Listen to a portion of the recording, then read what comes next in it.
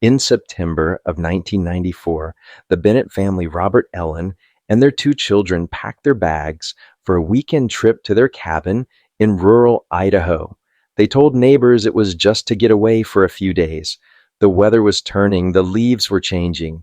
It was supposed to be a quiet family retreat before school and work routines locked back in. They were never seen again. The front door was locked. The truck was gone, but inside the house, the beds were made. Plates were still drying on the kitchen rack. A jacket Ellen always wore was hanging by the door. It was as if they planned to return. Search teams combed the roads between town and the cabin. They found no vehicle, no crash site, no sign of distress. The family had simply vanished as if they'd been erased. Over the next 10 years, the case grew cold until one afternoon in 2004, during a quiet audit of unprocessed evidence, a young officer opened a mislabeled cardboard box. Inside was a disposable camera from the Bennett's home, undeveloped. When they got the photos back, one image taken from inside the house made a veteran detective physically step back because it showed someone that shouldn't have been there. When the Bennett went missing, there wasn't much panic at first. People disappear all the time, especially in a place like Idaho, where there's endless land-winding highways and a plenty of space to vanish into. But the Bennett weren't the kind of family anyone expected to just leave. Robert the father was a mechanical engineer at a nearby power plant. Routine steady, a man who took pride in precision. He paid his mortgage early, rotated his own tires, and kept the lawn like a golf course. Ellen worked part-time at the elementary school as a teacher's aide. Quiet kind, the type who remembered every student's birthday, even years later. They had two kids, Jason, age 9, and Katie, age 6. They lived in a 2-story home just on the edge of town. Vinyl siding, plastic wind chimes on the porch, a swing set in the backyard, normal at least on paper. The day they left, neighbors saw them packing up their station wagon grocery bags, a cooler sleeping bag strapped to the roof. Jason held a small handheld camcorder. Katie was carrying a worn pink rabbit.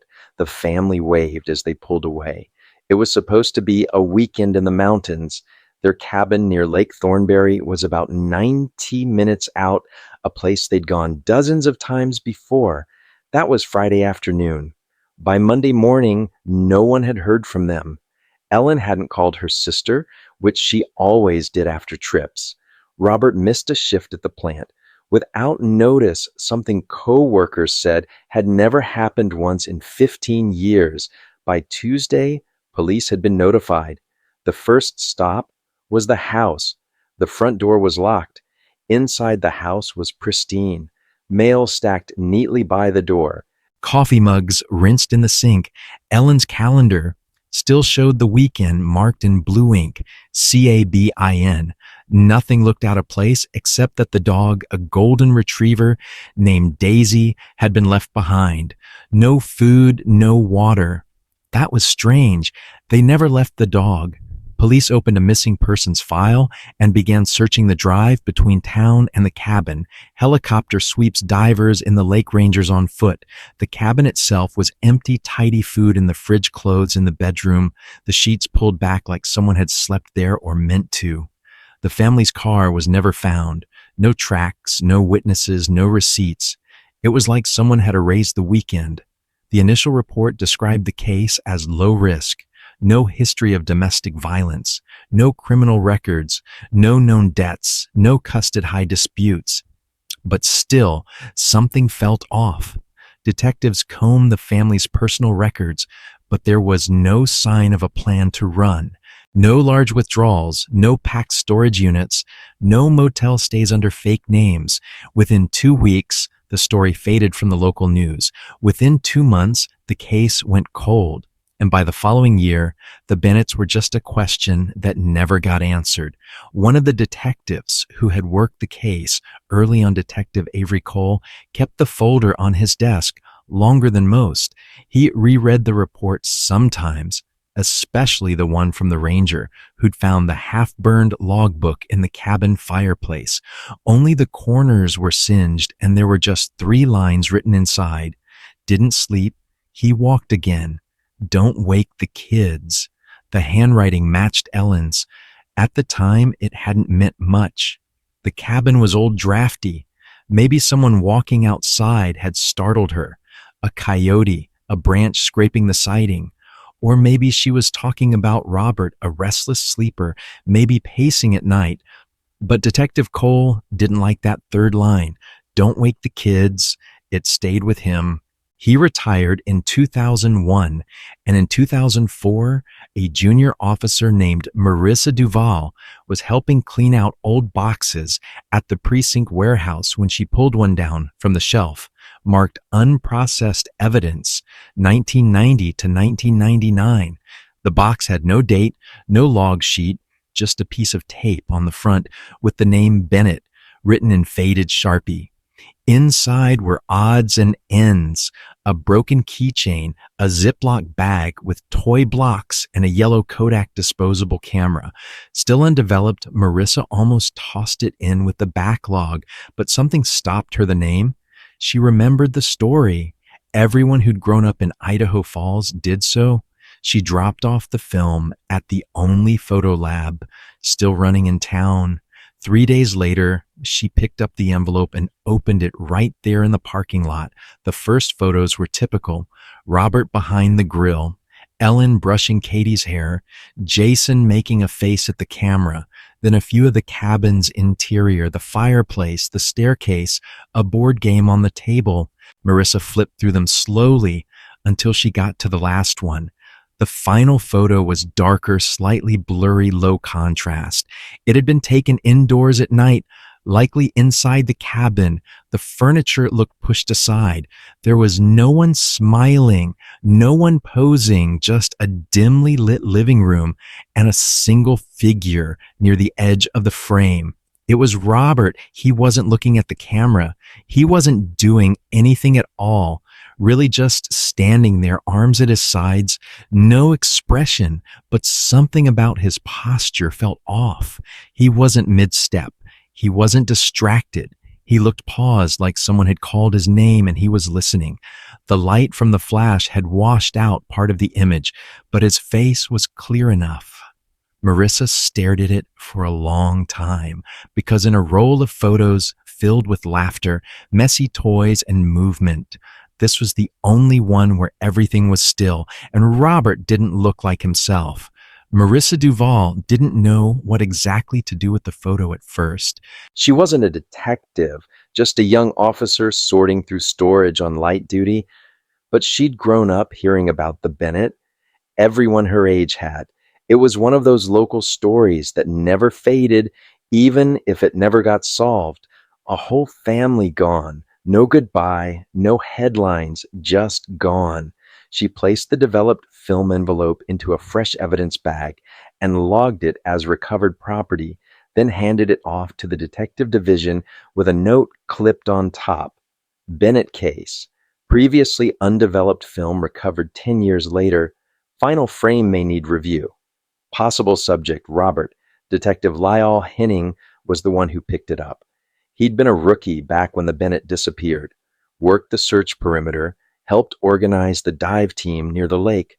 He still remembered the cabin, the silence in the woods, the way it felt when you walked inside like you were already too late.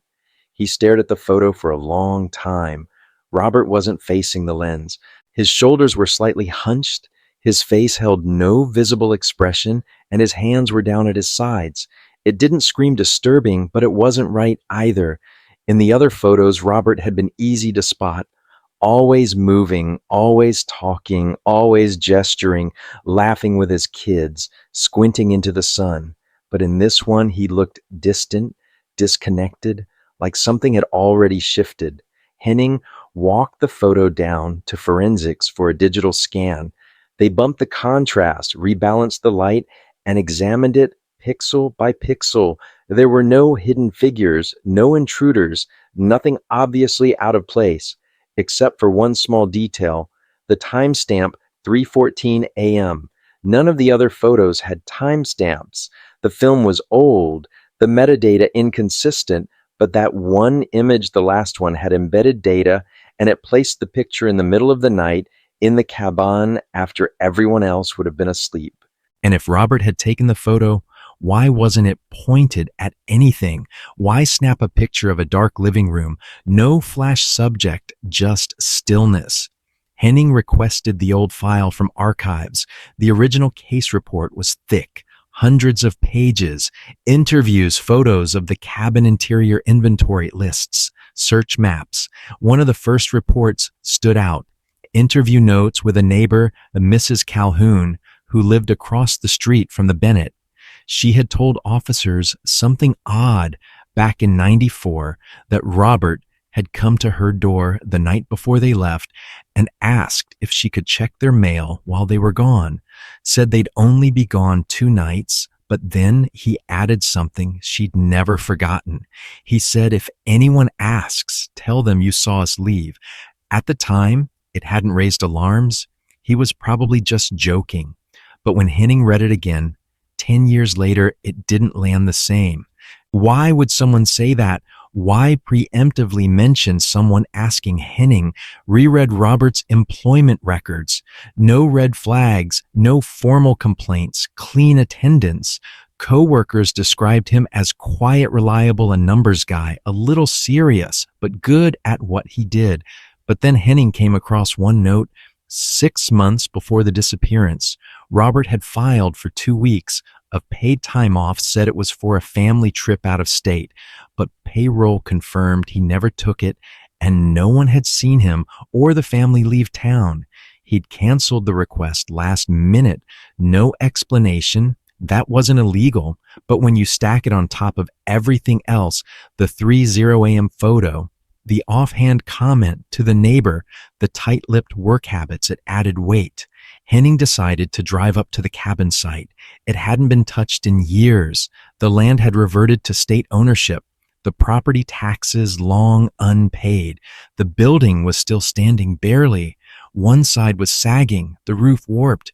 He didn't bring backup, didn't tell anyone. He just wanted to see it. The moment he stepped inside, the smell hit him. Old wood dust Malavian. Everything was exactly where it had been a decade earlier. The bunk beds, the breakfast nook, the empty bookshelf.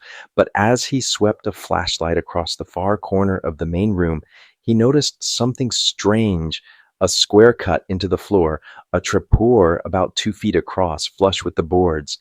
It had never been mentioned in the original reports. He checked the photos from 1994. The floor was clear in every one. Had it been added later or overlooked? Henning pried it open. It creaked badly and revealed a crawl space about 3 feet deep, empty, just dirt except buried against the far wall. Half covered in loose soil was a stack of flattened cardboard boxes. He climbed down, crouched low, and brushed them off. 3 boxes, 2 completely empty. The third had a name printed on the side in black marker. "Katie's things keep safe." He pulled it out hard in his throat. Inside were children's books, a stuffed rabbit, and a folder of papers, drawings, crayon notes, school handouts. One drawing showed 4 stick figures holding hands in front of the cabin, but one figure, the smallest, was scribbled out in red, not erased, just crossed out over and over again. Henning stared at it, then looked up at the trap door above him, now casting a square of gray light across the space. There were no answers down here, but there were more questions now than ever before. Detective Henning sat in his car outside the cabin for almost an hour. The box he'd pulled from beneath the floorboards sat in the passenger seat, sealed back up, but the weight of it was different now. Not physical, emotional. He kept thinking about the crayon drawing. 4 stick figures, hand in hand, standing in front of the cabin. The figure on the far right, the smallest one, scribbled out in red. Not once, not sloppily, carefully, deliberately. It didn't feel like something a 6-year-old would do, at least not randomly. Henning drove the evidence back to the station and booked it in with a quiet note, found at Bennett cabin, not in original inventory. He left the folder of drawings aside for analysis. Then he went back through the original witness interviews. One stood out that hadn't seemed important before. Jason Bennett's teacher, Miss Alvarez, had told investigators that Jason had come to school unusually tired the week before the trip. He'd put his head down on the desk, didn't want to go outside for recess. She remembered one thing he'd said when she asked what was wrong. He was walking again last night. She assumed he meant a neighbor or maybe the dog, but paired with Ellen's logbook note from the cabin fireplace, he walked again. Don't wake the kids. It was too much of a coincidence to ignore. Henning pulled the forensic copy of the family's house floor plan. Jason's room was on the second floor back corner. So was Robert's. Henning visited the Bennett's old home the next morning. A new family lived there now. They let him walk through politely, a little curious, a little nervous. He stood at the top of the stairs and looked down the hallway. Jason's room was on the left. Robert and Ellen's was on the right. The hallway creaked. If someone had walked back and forth late at night, you'd hear it. He turned back to the hallway window and stared out toward the yard.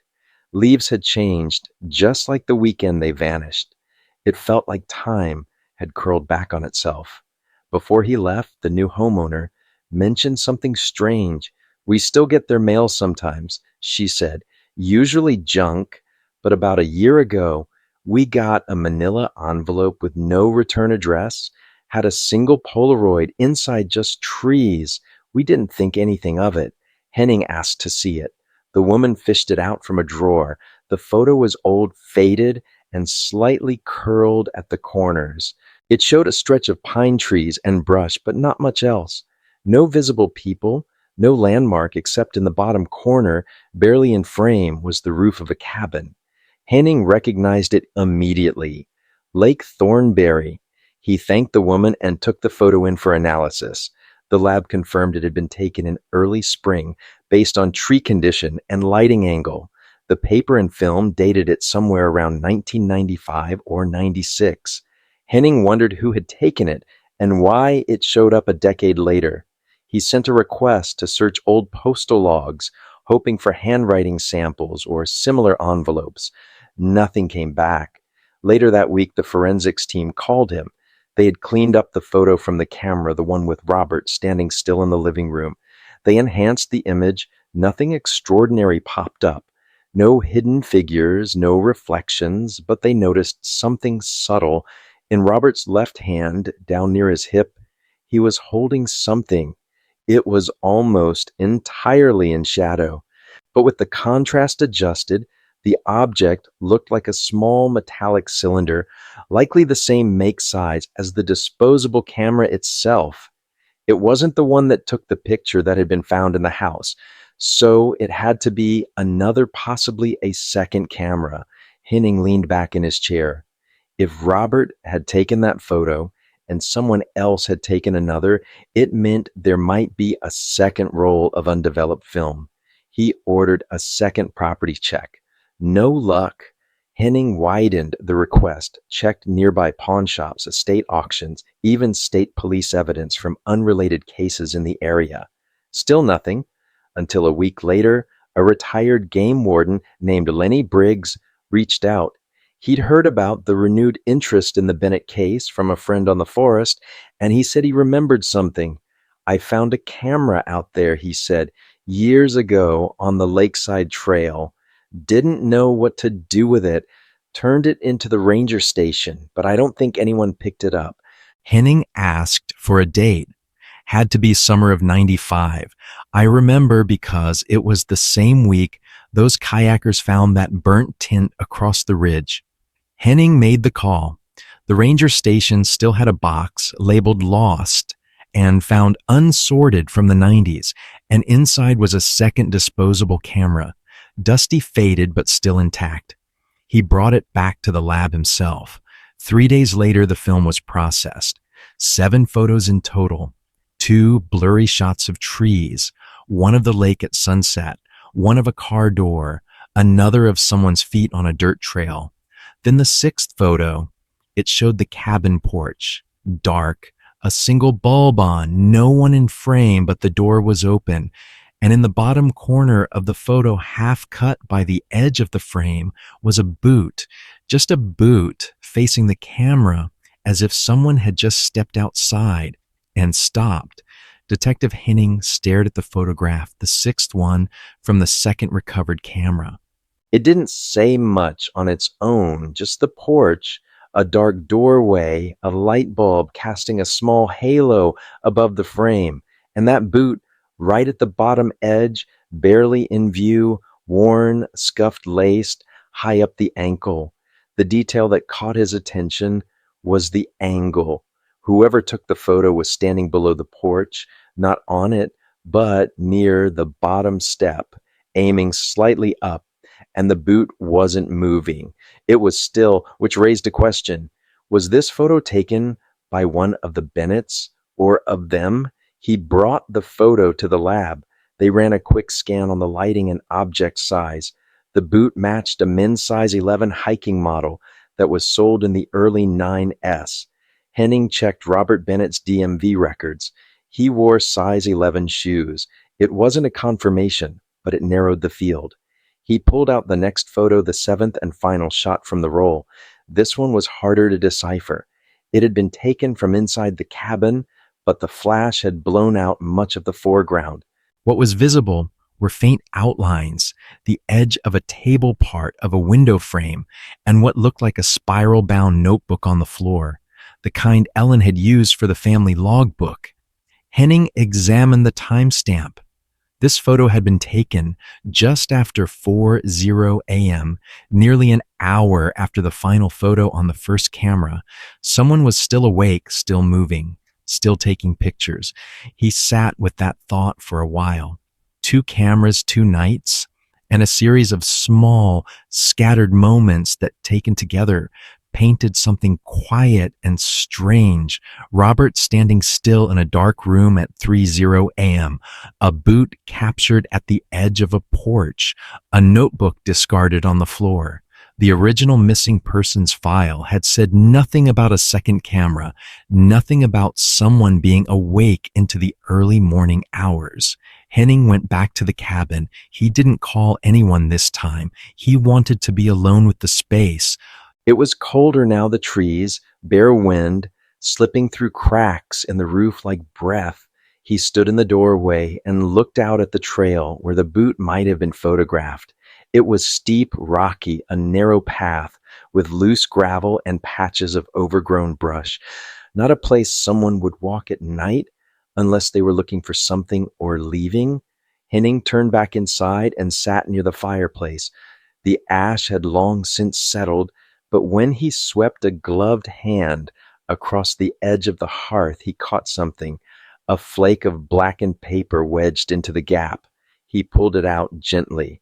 It was part of a notebook page, mostly burned, only a few words still legible. Woke again, didn't speak, just stood. That was all. Same handwriting as Ellen's. Henning placed it into a bag and wrote one word on the label. Fragment. The cabin was giving up pieces now. Small, quiet, but consistent. Back at the station, he reopened the original interview with Ellen's sister Margaret. In 1994, she had told investigators that Ellen had called her the week of the trip and mentioned she was nervous about the drive. But buried deeper in the transcript was a single line Henning hadn't noticed before. Margaret had said she sounded tired, said Robert hadn't been sleeping much, said he was acting distracted. The interviewer had moved on quickly, not pushing the point. Henning picked up the phone and called Margaret himself. She still lived in Spokane, answered after 3 rings. When he explained who he was, her voice tightened. "I always knew something wasn't right," she said, "but they told me there was nothing to go on, that they probably got lost." Henning asked what she meant by "wasn't right." There was a pause. Then she said it was the way she said it. Robert's quiet again, like it had happened before. Henning asked if Ellen ever mentioned anything specific. She once said he'd wake up in the middle of the night and just stand in the hallway. Wouldn't move, wouldn't talk. She thought he was sleepwalking, but I don't know. Henning thanked her and hung up. He added it to his notes. It wasn't proof, but it was a pattern. He drove back to the evidence room and pulled out the final camera envelope one more time. He looked at that last photo, the one with the notebook on the floor, zoomed in, and this time he noticed something he'd missed. A shadow in the lower right-hand corner, barely there, faint, but tall enough, dark enough to suggest someone was standing just outside the flash range, watching still. Detective Henning printed the final photo again, larger this time. He pinned it to the whiteboard in his office and stepped back. There it was, the table, the notebook on the floor, the edge of the window, and that vague shadow in the corner. He couldn't explain it. Not yet. It wasn't proof of anything, but it made him feel something. That creeping instinct cops get when they know a story isn't adding up, not because of what's there, but because of what isn't. He stared at that shadow for almost 10 minutes. Then he reached for the case file and flipped back to the original cabin inventory. The 1994 team had listed everything they found: dishes, clothing, firewood, linens. But something was missing from the list that should have been obvious. There was no mention of the notebook, the one Ellen wrote, and the same one partially seen in that last photo. If it wasn't logged and it wasn't there during the first sweep, then someone had removed it, and whoever took that photo might have been the one who hid or destroyed it. Henning contacted forensics. He asked them to run a trace analysis on the spiral binding from the notebook visible in the image. Look for common brands, page size, paper, color, anything that could match a specific notebook style. 2 days later, they got a match.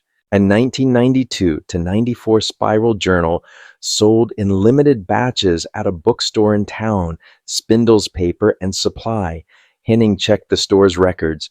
They were old, mostly paper-based, but the manager had a list of recurring customers from the early 90s. One name stood out: Robert Bennett. He'd purchased 2 of those notebooks 6 months before the family disappeared. Henning requested a warrant to search the cabin property again, this time with a metal detector and ground-penetrating radar. He wasn't sure what he expected to find, but the DA signed off, and a small team was sent in with shovels and sensors. It was quiet work, slow. Most of the soil was frozen from the early frost. Then near the treeline behind the cabin, a soft alert. About 2 feet down, they hit something dense, wrapped in plastic, weighted. It wasn't a body. It was the second notebook, still sealed, still intact.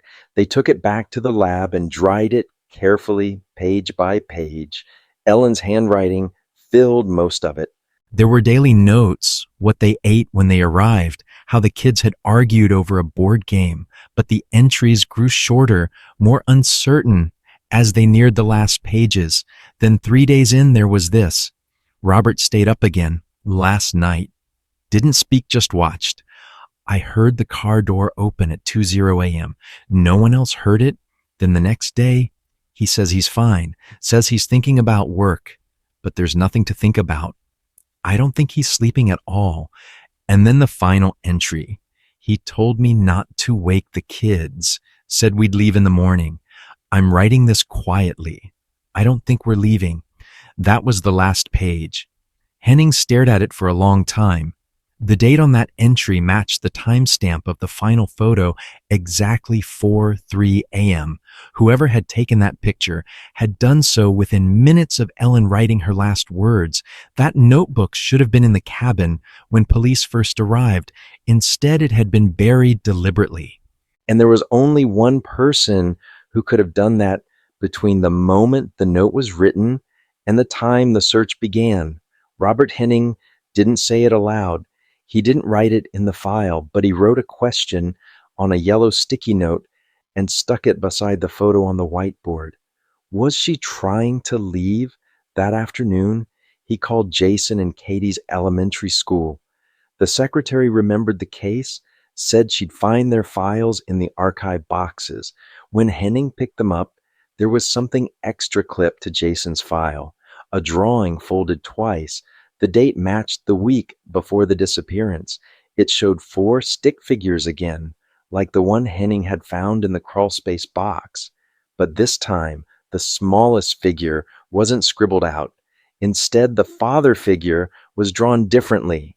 No face, just an outline and a red shape in his hand. Henning tilted the paper under the light. The shape wasn't clear. Could have been a tool, a bag, a flashlight, but Jason had drawn it in a different color from the rest, the only thing in red. Henning placed the drawing next to the photo of Robert in the cabin, the one where he's standing alone in the living room at 3:00 a.m. He enlarged it again. Same posture, same angle.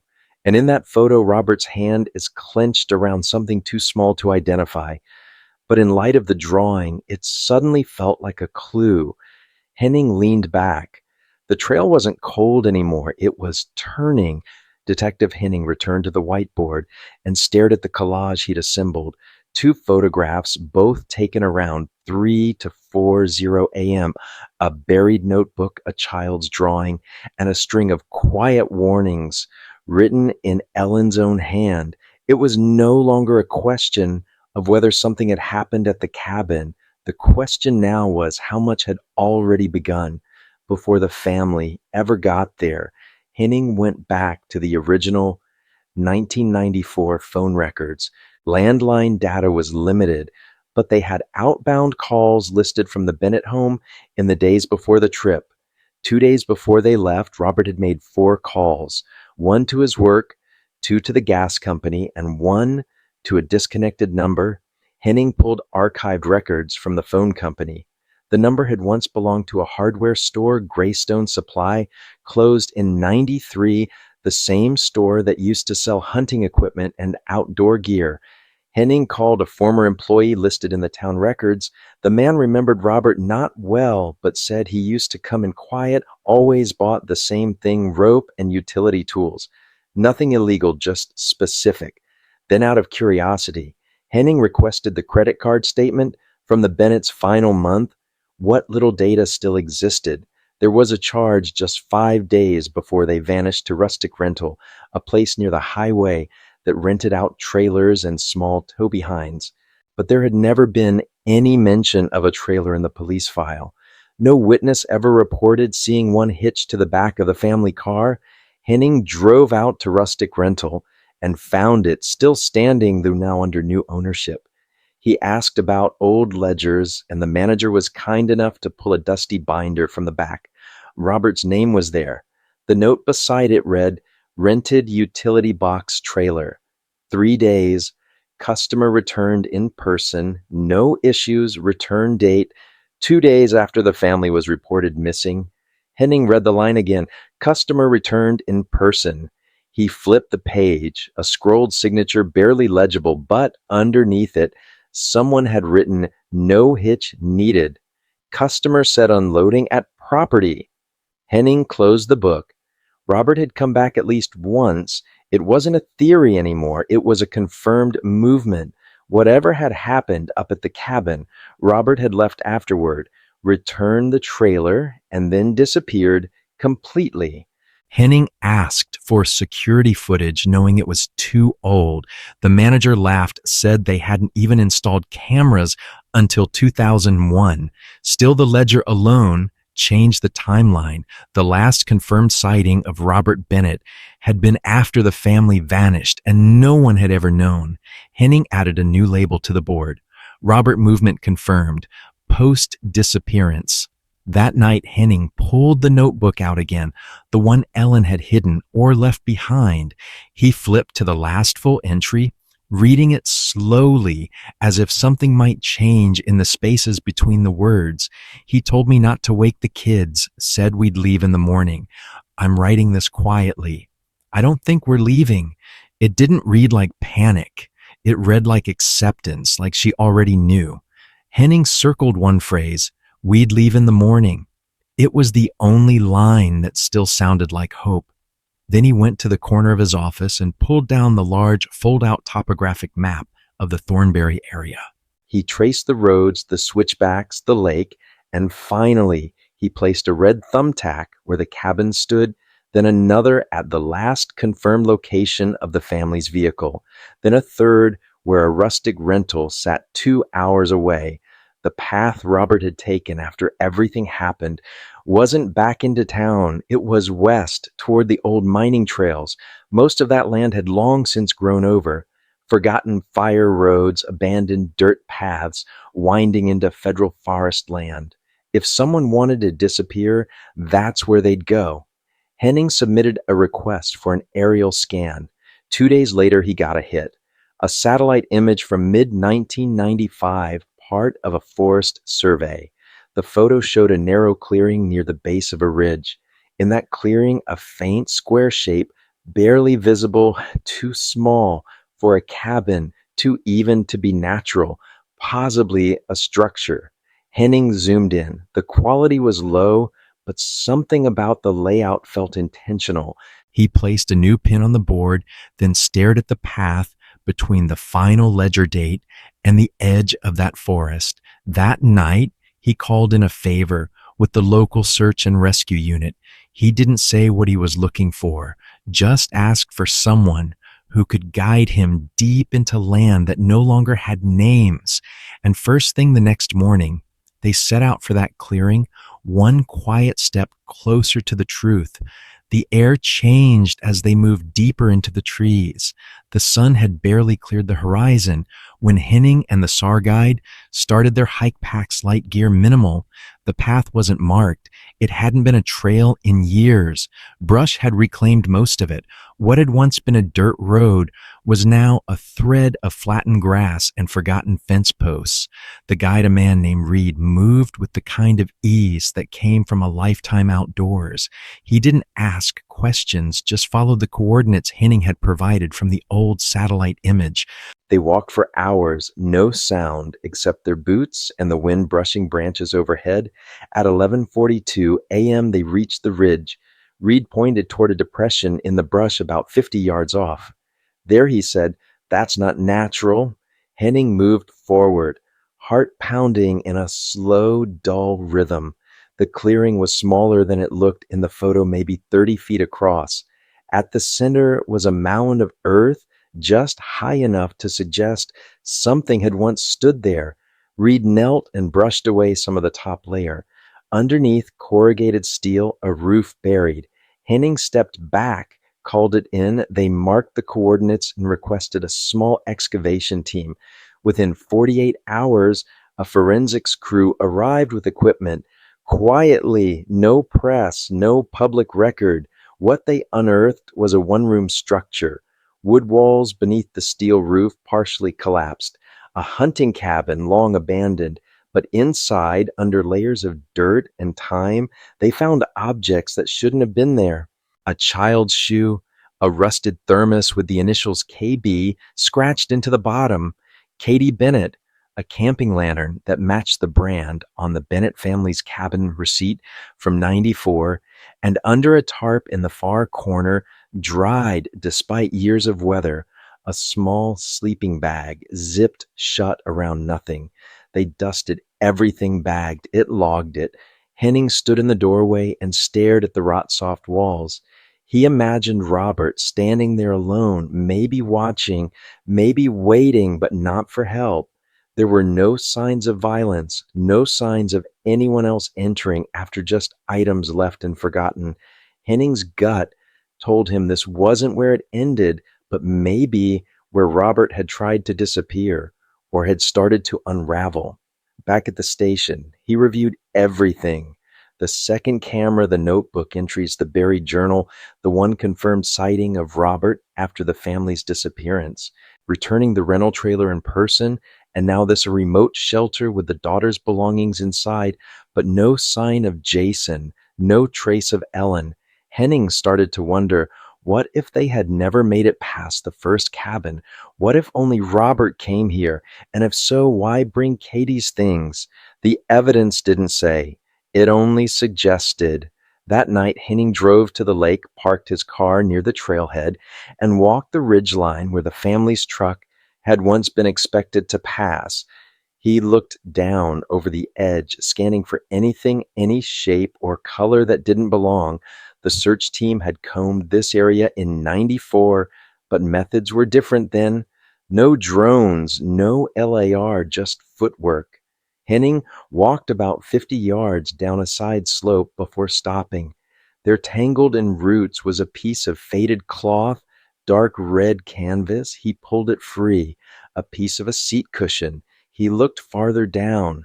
At the edge of the drop, rusted metal, just barely visible beneath the soil and moss.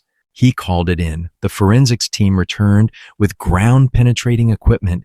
It didn't take long. The truck was there upside down, buried by time and landslide. Inside were skeletal remains. 3 sets, 1 adult, 2 children. Personal effects matched dental records. Jason, Katie, Ellen. Robert was not among them.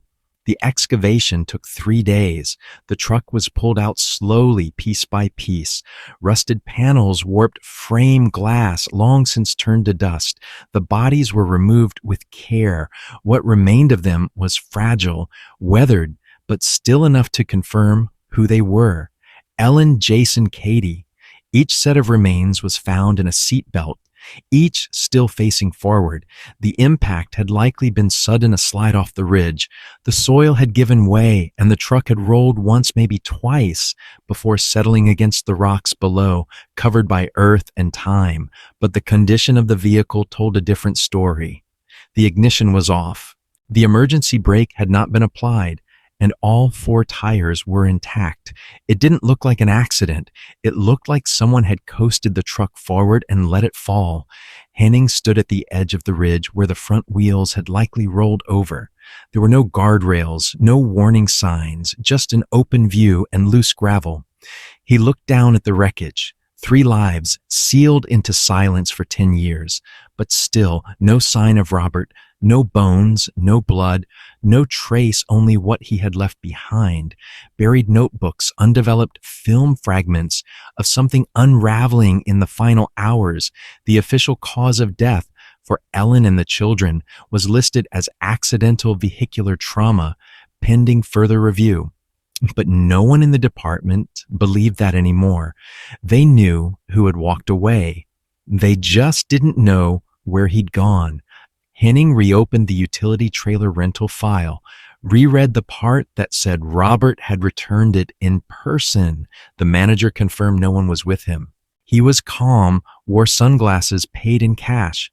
That was 3 days after the family was reported missing, which meant Robert had stayed somewhere after the crash before coming back to town. Henning remembered the second shelter, the buried one deep in the woods. He remembered the sleeping bag, the silence, and he started to wonder if Robert had planned it all or only parts of it. Had something snapped in him? Had it been planned for months, or had the weekend gone off track? In a way no one would ever fully understand. The notebooks painted a picture of someone withdrawing, not angry, just distant present, but slipping. And the photos, the ones from the camera, showed a man awake when everyone else was asleep, holding something, standing alone in the dark. Whatever had gone through Robert's mind that night, he never wrote it down, and he never came back. The discovery of the bodies made the local news. Not front page, not national, just a brief story on the evening broadcast. After a decade-long mystery, the remains of the Bennett family were found this week in a remote section of wilderness outside Idaho Falls. The anchor didn't mention Robert, didn't say the father was still missing, didn't say his name at all. The camera photos were sealed in the file, the notebooks kept in a locked drawer. There were no charges, no suspects, just one man gone. Henning visited the site one last time in early winter. The trees were bare wind cutting across the ridge. He stood near the drop and looked down again at where the truck had come to rest. And in that stillness, he pictured Robert not smiling, not shouting, just quiet hands on the wheel, the kids asleep, Ellen beside him, and the world slowly tilting, not with rage, but with decision. He left flowers at the site, didn't say a word. Back at the station, the file was marked closed, but Henning didn't remove it from his drawer. Sometimes when the office was quiet, he would unfold that final photo again, the one from the cabin with Robert standing in the dark, and each time it looked a little different. Some nights he looked lost, other nights like he'd already made up his mind, but the one thing that never changed was the silence, because for all the evidence, all the timelines, all the questions answered, Robert Bennett was never found, and no one knows if he ever meant to be